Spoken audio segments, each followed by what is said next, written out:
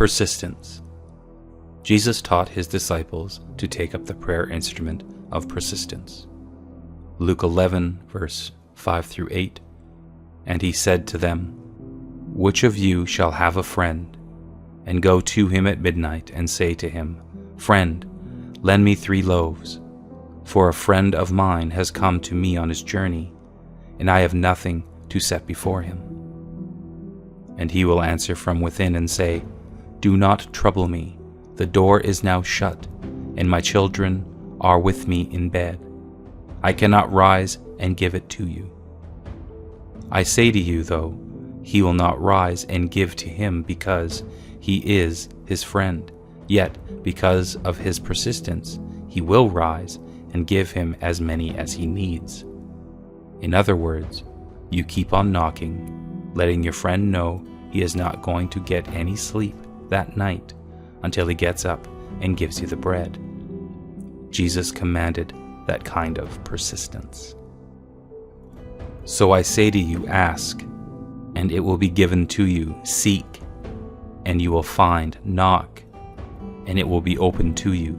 For everyone who asks receives, and he who seeks finds, and to him who knocks it will be opened." This is quite different from the prayer of petition, which receives the thing being prayed for, even though it often requires perseverance to keep the plug in. In that case, you pray, you receive, you say, "Thank you, Lord." That is it. In this kind of persistent prayer, you go on knocking, knocking, knocking, knocking. Continue to ask for the thing you desire until the door is opened. Acts 12 gives us an example of persistent prayer by the early church. King Herod had the Apostle James, the brother of John, executed.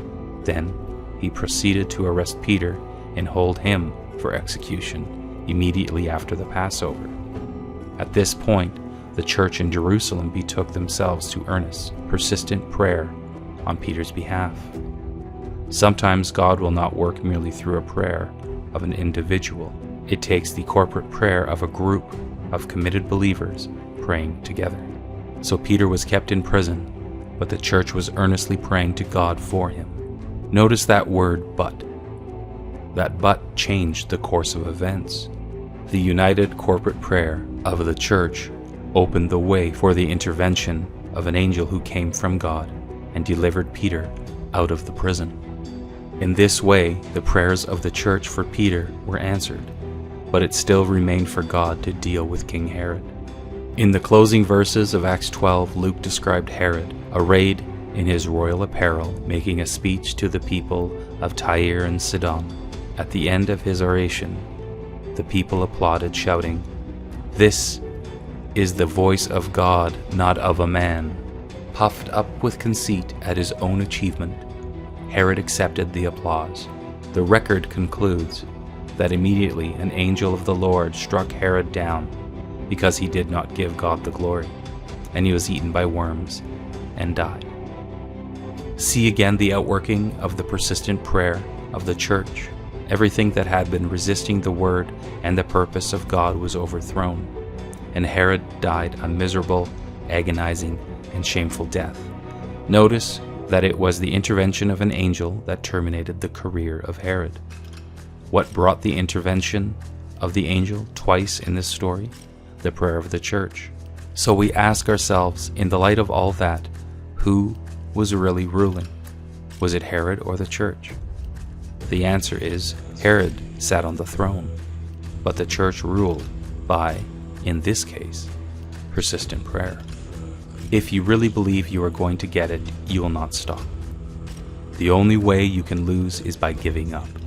Since many prayers of persistence and petition as well involve the need for some aspect of healing, I want to mention here the difference between the working out of miracles and healings, for the two are distinct.